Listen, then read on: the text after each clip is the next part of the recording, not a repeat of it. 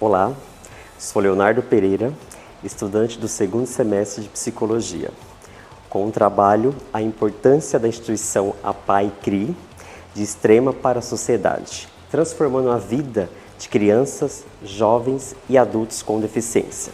Hoje estamos aqui no Centro CRI para um bate-papo com ela.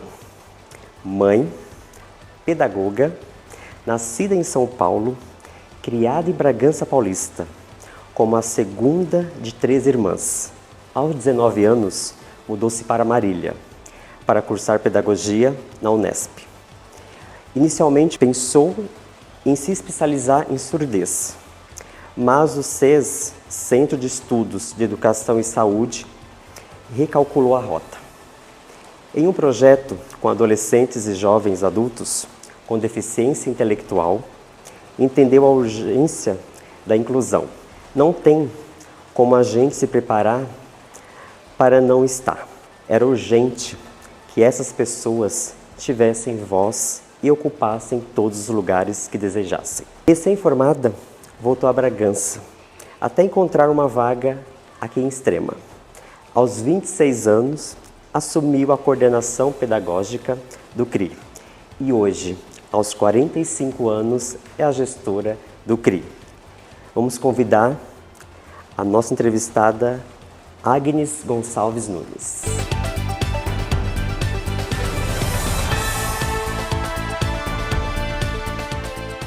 Bem-vinda mais uma vez, Agnes. Antes de mergulharmos no trabalho do CRI, poderia nos contar um pouco sobre a trajetória profissional e como chegou à importante função responsável técnica do CRI, por gentileza?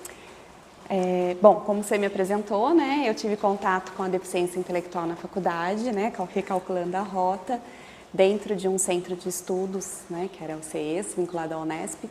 E quando eu voltei para cá, eu procurava algo semelhante, né, que trabalhasse com aquela verdade, né, que tivesse... E eu encontrei o CRI, né, o CRI foi intermédio de uma cliente do meu pai, que sabia de uma vaga no CRI, e eu comecei, e na época eles estavam procurando alguém para fazer a parte da regulamentação da parte educacional do CRI. Porque o CRI, ele tem 31 anos e ele começou numa época quando a gente não tinha políticas públicas, tal, né, e foi se incorporando a isso. E aí eu fiz toda a parte de implementação do AEE, né, do atendimento educacional especializado, e nisso, cada vez mais me envolvendo, né, com a seriedade do trabalho, com a verdade do Milton, o fundador, com a inspiração da Magda, que era a diretora na época, e fui ficando. Até que em 2018 nós tivemos que nos adequar a uma lei, que é a lei do marco regulatório, que é uma lei que regulamenta o repasse do poder público por terceiro setor, e a Magda, por ser funcionária pública, não poderia permanecer, né, aí ela fez o convite para que eu assumisse e claro que eu aceitei, né, com já mais segura, mais madura, né, porque quando eu entrei aqui eu era uma menininha, né? Experiente, isso é bom. Passando para a área de desenvolvimento, né, que é um dos pilares de vocês, pode explicar como funciona o fundamental atendimento especializado do AEE, mais a fundo aqui no CRI, e qual o impacto central no desenvolvimento, na autonomia e independência dos alunos? Então, o AEE, o Atendimento Educacional Especializado, ele é um atendimento regulamentado pelo MEC, né, que é um direito da criança com deficiência, na verdade, com para todas as crianças que tenham alguma dificuldade escolar de estar no atendimento educacional especializado, que ele é uma complementação escolar. Então, ele vem com a principal função de eliminar as barreiras para o conhecimento. Então, é muito importante que o AEE... Então, o AEE não foi inventado pela gente, né? Nós implementamos para seguir as políticas, né, de inclusão escolar. Então, ele é muito importante ser um serviço que seja articulado com a escola da criança, né, para a gente entender quem é essa criança no espaço escolar e qual o trabalho que tem que ser feito aqui. Então, ele é um trabalho muito diverso. Muita gente confunde com reforço escolar. Então, a gente não trabalha conteúdos acadêmicos. A gente trabalha habilidades para a criança adquirir, né, a criança, o estudante. É um serviço que ele perpassa a vida inteira do estudante. Então, se esse estudante for para a universidade, na universidade vai ter que ter essa complementação escolar. porque ele vem justamente para entender onde esse aluno não está conseguindo acessar o conhecimento, né? Então quais são as barreiras que está tendo para esse conhecimento, o AE vem para eliminar. Então, como a gente, hoje o nosso AE ele atende crianças de 3 a 9, né? Então a gente está ali com foco na educação infantil. Então a gente trabalha desde assim, de tempo de permanência da criança no espaço de sala de aula, parte de comportamento, a criança maiorzinha já entrando num processo de alfabetização, então trabalha atenção, né? Então é um trabalho muito diverso, tanto que as pedagogas que trabalham nesse serviço, elas têm uma especialização específica para trabalhar. Ah, que bacana. O CRI é mais do que uma educação, né? E ele também é um centro clínico. Quais atividades são oferecidas nas áreas de saúde, como psicologia e fisioterapia? E qual a metodologia das reuniões clínicas que garante a integração do planejamento desses atendimentos? Então, hoje o setor clínico do CRI conta com uma psicóloga e uma fisioterapeuta. A fisioterapeuta, eu não vou entrar muito na metodologia de trabalho delas, né? Não é minha área, então eu vou acabar falando bobagem, mas elas atendem demandas do diagnóstico, né? Então, a fisioterapeuta, toda a parte de paralisia cerebral, né? Que é criança com atraso no desenvolvimento, então ela vai trabalhar toda essa área. E a psicologia, demandas emocionais, de comportamento, né? Então, é isso que cada uma vai usar as suas metodologias. Sim, claro. As reuniões clínicas, elas acontecem uma vez por semana, né? Então, eu participo dessas reuniões. Nessa reunião, a fisioterapeuta, também, a assistente social também trabalha, participa, e a coordenadora pedagógica. Então, é um momento onde a gente troca conhecimento sobre todas as áreas. Então, alguma das profissionais vai trazer uma demanda, a gente vai fazer uma troca e vai ver quais outros profissionais que precisam atuar nesse serviço, ou se é um momento de a gente reavaliar o projeto terapêutico dessa criança, né? A gente acaba focando muito em demandas que vêm da escola, então a fisioterapeuta chega a visitar a escola, às vezes para auxiliar uma monitora de como manusear uma criança de cadeira de rodas, como posicionar. Às vezes as professoras ficam inseguras, né? Pode pôr no chão, pode... Não sei. Então a fisioterapeuta vai fazer esse apoio na escola, né? Assim como a psicóloga às vezes também, para entender. Porque muita demanda da criança, na verdade quase todas, é resposta do meio, né? Então a gente trata o indivíduo, mas sem entendendo que ele faz parte de lugares, né? Então a gente também está sempre articulando. E a Mariana, que é a coordenadora pedagógica nessa reunião, ela traz essa criança do AE, né? Quem é essa criança no AE? E a assistente social vai atuar em demandas assim, se a criança estiver faltando muito, compreender por quê, se a gente percebeu mudança de comportamento, às vezes entender. Então, às vezes é uma mãe passando por um processo de separação ou uma mudança de rotina. Recentemente, a gente fez um acolhimento com uma família para entender como era o espaço da criança na casa, antes de a gente orientar como essa mãe deveria agir, para a gente também tomar o cuidado de não fazer orientações que às vezes o espaço não permite, né? Às vezes, então, aí a assistente social também nessa reunião com a gente para fazer esse papel. É um conjunto de auxílios, quando né? a gente junta ali todo mundo e fala, vamos olhar essa criança em todas as partinhas dela ali. Essa criança e esse adulto, né? Que a gente atende os adultos aqui também. Que ótimo. Fica claro que aqui é o trabalho de equipe, né? Como os profissionais da equipe multidisciplinar integram suas ações no dia a dia para favorecer o desenvolvimento global, identificando e acompanhando as necessidades individuais dos usuários. Pelo que eu entendi, já meio que explicou nessa nossa última questão. Aí vamos fazer um exemplo assim para o nosso ouvinte entender. Então, por exemplo, eu vou pegar psicólogo, vou juntar com assistente social, depois eu venho com a físio e todos eles se interagem para poder dar vamos supor, me corrija se estiver errado, dar um laudo, por exemplo, daquela situação da criança. Não chega a ser um laudo, seja a construção de um projeto terapêutico. Tá? Então, por exemplo, isso que eu contei para vocês é a reunião do setor clínico.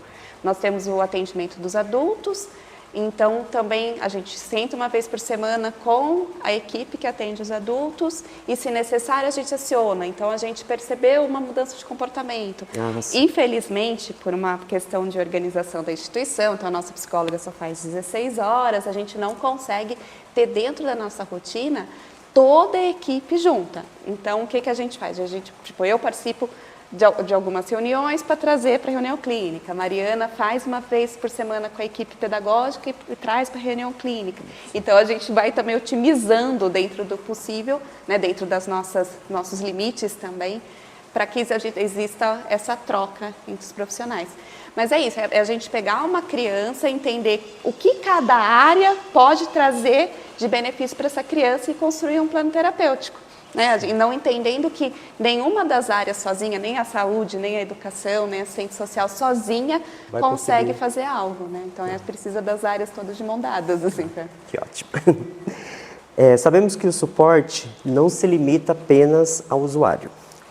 O CRI realiza algum acompanhamento junto com as famílias? Qual a importância crucial deste suporte e o que ele busca fortalecer para o núcleo familiar?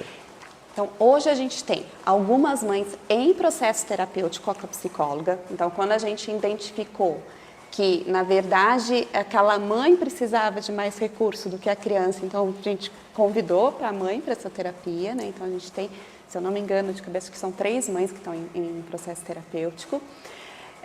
A gente não tem um trabalho sistêmico de família, assim, de grupo de mães, adoraríamos ter, é algo que está aí no planejamento, mas a gente tem assistente social, sempre chamando esses pais para diálogo, né? E temos ações que a gente faz, as reuniões de família, nos 3 setores, né? Então, agora no final do ano, o pessoal do setor clínico chama esses pais para um retorno, o pedagógico também, os adultos a gente faz algumas reuniões por ano também, sempre trocando com os pais.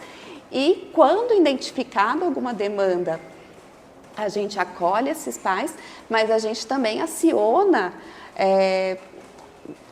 a rede, né? Então, a gente também anda muito próximo de CRAS, de CREAS, né? Então, a gente entende que a gente tem um limite ali de força para atuação, então a gente vai para dispositivos do município também. Então, CAPES, né? Então, quando a gente vê que o negócio está mais sério, precisando de mais recursos, a gente faz esse trabalho em rede, né? Com o município.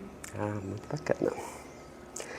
Olhando para a parte de convivência e inclusão social, pode detalhar as oficinas e atividades promovidas pelos serviços de convivência e fortalecimento vínculos, SCFV, e como ele é uma ferramenta essencial para promover a socialização e inclusão de grupos diversos?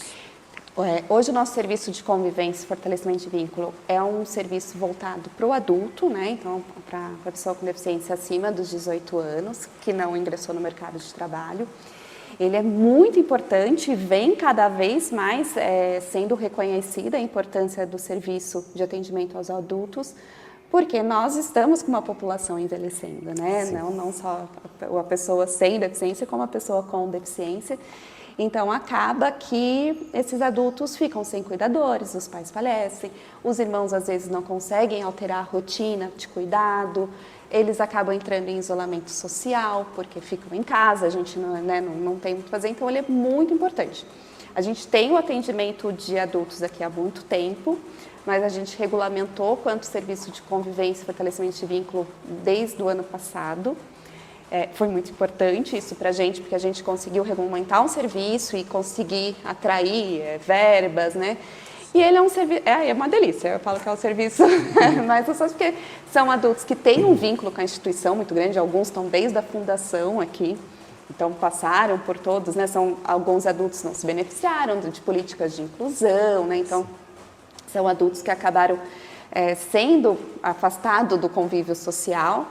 E aqui a gente tenta promover desde atividades de estímulo do desenvolvimento, parte de autocuidado, de autonomia. Então, eles fazem atividades de culinária, fazem atividades de higiene pessoal, eles participam da hidroginástica, eles fazem passeios, né? Então, eles estão sempre muito presentes em tudo que é a rotina do CRI.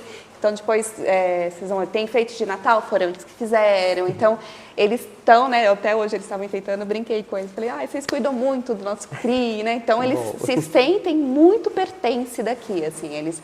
E esse sentimento, para qualquer um, é muito benéfico, né? Porque o ser humano, ele não é bicho que vive sozinho, né? Ele precisa ser de algum lugar, precisa assim. do social, né? Daquela então, convivência. é um lugar, assim, que eles têm um vínculo muito grande com toda a instituição, não só com os profissionais envolvidos no serviço, e entre eles, né? Então, faz atividade física, de saúde, faz muita parte social, então a gente tenta promover eventos que são só deles, acaba que as famílias acabam fazendo os aniversários aqui no CRI, então é um trabalho, é um serviço muito bacana. Que bacana. Um momento especial é a transição para a vida adulta. Como são desenvolvidas atividades específicas para adolescentes e jovens adultos, considerando o foco na preparação para a vida adulta e a necessidade de programas voltados futuramente para o mercado de trabalho? Então, a gente não tem esse serviço organizado aqui no CRI, também é uma outra demanda que a gente deseja que em breve a gente consiga acolher como um serviço. O que a gente tem hoje são alguns jovens na terapia, na nossa psicóloga, né? Então, ou porque já estavam, ou porque apareceu demanda, são ex-alunos, a família acaba procurando a gente, então a gente acolhe.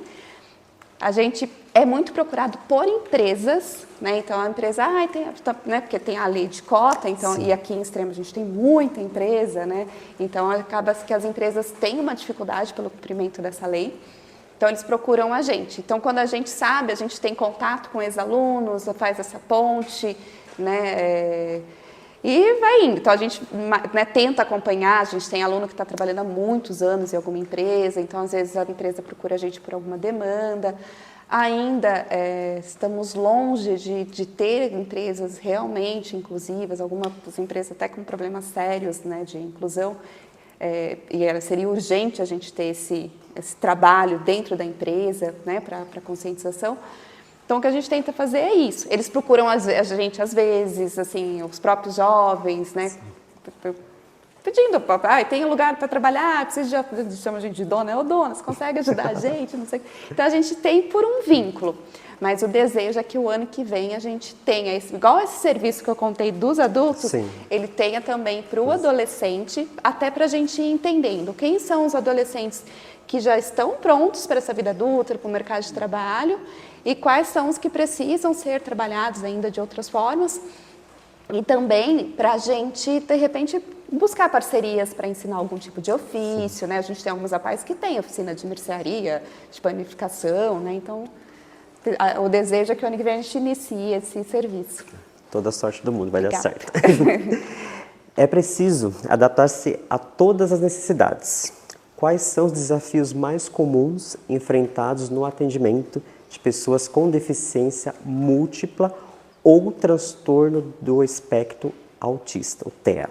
E quais estratégias o CRI utiliza para planejar um atendimento verdadeiramente individualizado?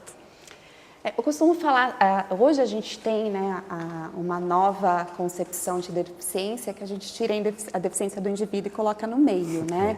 Começa a se entender que a deficiência é uma condição humana, né? E que o mundo que não se preparou para ela, né, para essa condição. Então, eu acho que o maior desafio é isso, né? É que a gente lutar por espaços inclusivos, né? Fazer entender que a diversidade faz parte da raça humana, né? Então, porque os outros desafios, né? Então a gente pode falar, de repente, uma criança com autismo não verbal, que se desregula, é um desafio? É um desafio, mas que faz parte da nossa profissão. Com esse desafio a gente sabe lidar, a gente busca recurso, a gente sabe que com os recursos adequados, essa criança ela vai vir a se comunicar de alguma forma, seja por fala ou por comunicação alternativa, ela vai amadurecer, ela vai começar a se regular com mais frequência, mas o que é mais difícil é justamente entender. As mães trazem muito essa fala aqui pra gente, assim, às vezes a gente, em festa de Natal, que a gente coloca brinquedo aqui, elas falam, para mim aqui é gostoso vir porque é confortável, ninguém vai olhar para o meu filho na fila do brinquedo, ninguém vai achar um problemão se meu filho ficar dentro do brinquedo e não quiser sair, ou se ele fizer algum barulhinho que é diferente, que a maioria... Né, a gente fala que o que é normal, o que não é, né, o que é anormal e normal. O anormal é só aquilo que não acontece com frequência, né? Então, o comportamento de uma pessoa com deficiência, ou a aparência de uma pessoa com deficiência, ela só vai ser mais comum no nosso dia a dia se a gente preparar uns ambientes, né, para que ela acolha cada vez mais. Então, eu acho que o maior desafio é isso, assim, ou a gente encaminhar uma pessoa para o mercado de trabalho e a empresa desencadear outros sofrimentos naquela pessoa por conta de bullying ou por conta de um espaço não adequado. Então, eu acho que ou chegar aluno chorar para ir embora porque não quer ir para a escola, porque na SCAC ele é melhor acolhido. E isso, nossa, acaba com a gente, né? Assim, imagino. Tem aluninho que fala, eu gosto só dessa escola, eu não gosto da outra, né? E isso, a criança não gostar de um espaço é porque ela não é bem acolhida, né? Infelizmente. O único termômetro da criança é gostam ou não de mim, né? Para eu gostar. Então, eu acho que ainda os desafios são isso, assim, de a gente fazer entender que é necessário o cumprimento de políticas públicas, né? Então, acho que esse é o maior desafio. A criança em si, lógico que a gente tem algumas situações que a gente fala, essa parte eu não estudei na faculdade, mas eu já estou há bastante tempo aqui, os profissionais, a gente fala, não, então vamos sentar, vamos pensar, vamos ver o que tem, vamos mudar a estratégia, né? A gente tinha uma criança que o maior desafio era tirar ela de dentro do CRI para pôr na van, porque ela corria para o parque. Aí a gente já envolveu todo mundo, então o motorista já sabia, a gente já fazia uma barreira aqui, a criança já ia. Hoje ela não dá mais trabalho nenhum. Então a gente sabe que esse tipo de desafio da profissão, ele vai passar. Agora, esses externos, assim, às vezes a gente não tem força, né? Sim, eu imagino. Então acho que esse é o maior desafio para a gente. Temos a alegria de saber que o CRI oferece projetos incríveis, que vão além do básico. Pode falar sobre projetos específicos como música e natação, como eles contribuem de forma lúdica e diferenciada para o desenvolvimento físico, cognitivo e social dos participantes? Então, a gente tem a natação, eu posso falar com mais propriedade, embora não seja a minha área, mas eu pude participar do início da natação. Foi um desejo muito grande a construção da piscina e foi um desafio muito grande, porque a gente construiu, teve problema com chuva, depois teve um problema com aquecimento, então foi na base da teimosia, né, que a gente conseguiu finalizar a piscina. E quando a gente começou a ter a aula, eu fiquei junto com o professor, né? E foi muito legal, assim, crianças que a gente não tinha acesso a essa criança por uma dificuldade de contato físico, na piscina tinha, porque na piscina ela tinha o receio da água, então ela precisava segurar na gente, questão de contato visual. Então, os ganhos que a gente não estava prevendo, né, a gente estava, qual que é a ideia da natação? Ensinar a nadar, né? Sim. Os ganhos secundários... o trabalho com coragem, então a criança que não colocava o rosto de jeito nenhum na piscina, começando, ai tia, agora eu consigo, sabe? Então, assim, foi um trabalho assim, muito bacana.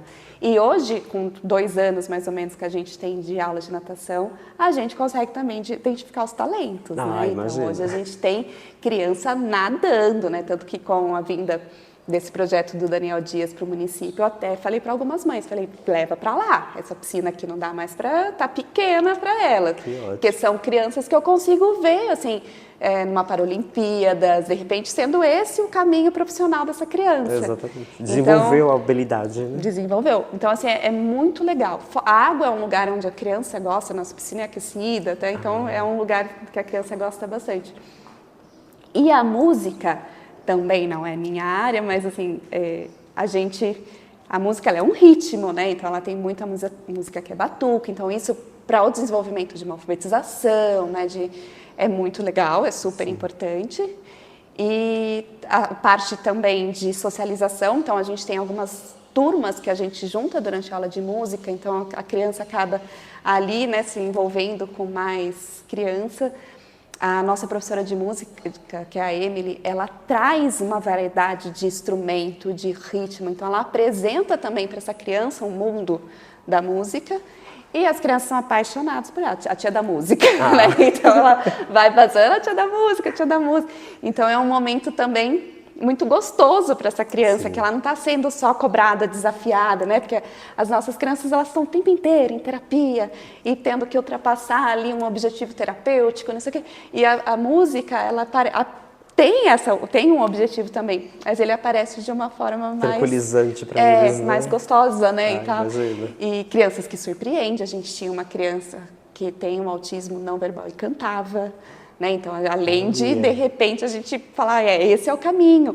Criança que ficava nervosa e o professor vinha, fazia umas notas assim, a criança ia ali ter contato. Então, também essas surpresas, né, que ter essa variedade de atividades traz pra gente. Como dizem nossos poetas, quem canta esses mares espantas. Né? A inclusão não é só dentro das paredes, mas na sociedade. Quais estratégias são utilizadas para combater o estigma e o preconceito? De que forma o CRI articula suas ações com a comunidade e a escola para favorecer a inclusão social em extrema?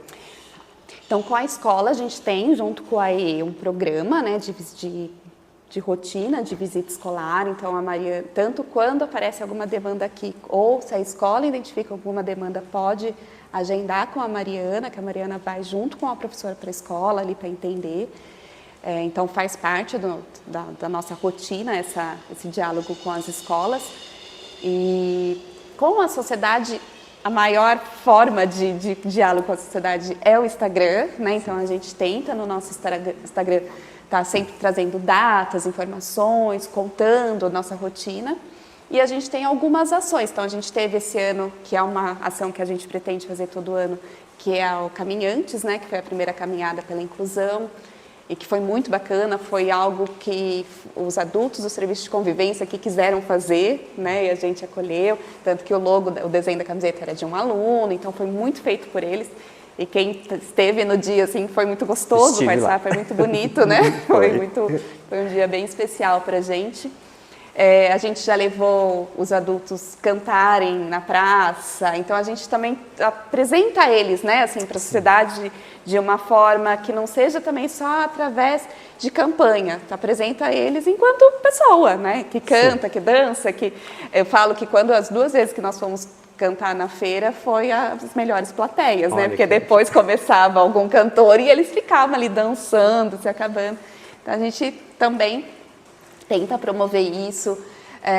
A gente tem empresas que chamam a gente, eu tenho um trabalho de palestras anticapacitismo, né? Então eu também tento levar para as empresas, já fiz em algumas empresas, então é um trabalho de sensibilização, de onde vem o nosso preconceito, de onde vem nossos estigmas, né? De que forma que a gente construiu o nosso conceito de pessoa com deficiência. Então a gente vai tentando fazer ação. Tenta ali, né? Vem visita aqui, a gente tenta bater um papo também, então a gente vai fazendo esse tipo. A tal da visibilidade, né? Isso. Quanto mais visível, mais vão entender o que está acontecendo e automaticamente a sociedade já vai começar, como que eu posso dizer, absorver que tem essa deficiência, mas que não deixa de ser algo que impacte a convivência social. Com certeza, né? Com certeza. Para o público com mais idade, há um cuidado especial com a qualidade de vida e bem-estar. Como os atendimentos em grupo, como fisioterapia preventiva para adultos, impactam na autoestima, na integração social e no bem-estar geral dos usuários, incluindo a logística de acesso como transporte e alimentação? Bom, a fisioterapia, ela entrou no atendimento dos adultos aqui por conta de a gente começar a identificar uma demanda de envelhecimento mesmo. Uma dor no joelho, uma dor nas costas, sim, ou eles perdendo algumas habilidades, né, principalmente da parte motora. E como a gente ainda não consegue, são 32 adultos que frequentam o nosso serviço de adulto, atendê-los, né, todo individual, então a gente fez esse trabalho com a fisioterapeuta, fazendo atividades físicas com eles para identificar. Então, assim, precisa de um fortalecimento muscular, daí a gente encaminha para fora, né? Tanto que a caminhada dos caminhantes surgiu da atividade deles de caminhar, né? Que daí eles quiseram, então vou fazer uma caminhada, né? Foi Bacana. maior, né? A parte de transporte do CRI, a gente hoje oferece, nós temos convênios, né, com a Prefeitura Municipal, então a gente tem convênio com a assistência social, com a educação e com a saúde. Sim. E no convênio da assistência social e da educação está previsto o transporte. Então hoje o CRI opera com 3 vans para atender os adultos do serviço de convivência e os estudantes do AEE, né? A gente não atende os outros, os pacientes do clínico ou os alunos da natação, porque a gente não tem previsto nesses convênios o transporte. Né? E a alimentação a gente oferece tanto para os usuários do serviço de convivência quanto os estudantes. Então depende do horário que eles vêm, é um lanche ou é um almoço, né? Então depende do horário. Da tarde a gente tem algumas crianças que já chegam com fominha porque eles estavam no soninho da escola, então às vezes eles pedem, a gente dá alguma fruta, alguma coisa assim. Aí a gente vai se adaptando com a rotina das crianças. Bacana. Agnes, para encerrar, com uma visão de futuro, quais as perspectivas e projetos para o CRI, para ampliação de suas atividades e fortalecer a inclusão na cidade de Extrema nos próximos anos? A gente pretende estar aqui ainda, né? O CRI está indo para 33 anos. O que a gente tem de concreto é uma verba que vieram através de alguns vereadores para a construção do Centro-Dia. Então, o Centro-Dia ele é um serviço que vem realizar um sonho, um desejo aqui da instituição, que é o atendimento integral para a pessoa adulta. Não necessariamente eles vão ficar aqui integralmente, né? Porque para alguns nem é legal, eles nem gostam de ficar tanto tempo.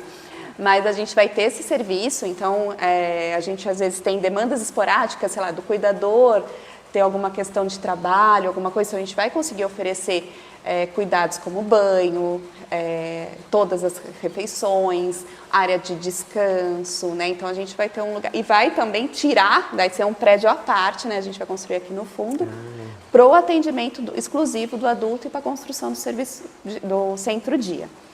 Com isso, a gente também vai ter um espaço para a gente implementar o serviço de convivência daí pro adolescente, né? Então eu acho que são 2 serviços aí que estão muito próximos de acontecer, porque a gente já está com a verba destinada para isso. Aí, sonhos, né? Ver o CRI ocupado, né? Eu falo que a gente tem muitos espaços ainda que não são ocupados, né? A gente tem uma estrutura para atendimento clínico que é usado 2 dias na semana. Então, a gente tem uma piscina que é usada só 3 manhãs na semana. E isso frustra a gente, porque a gente fala, poxa, um espação desse, a gente sabendo que a demanda do município é grande, né? Então, é um sonho e que cada vez que a equipe seja fortalecida, para a gente ter cada vez mais força realmente de atuar na garantia de direitos, né?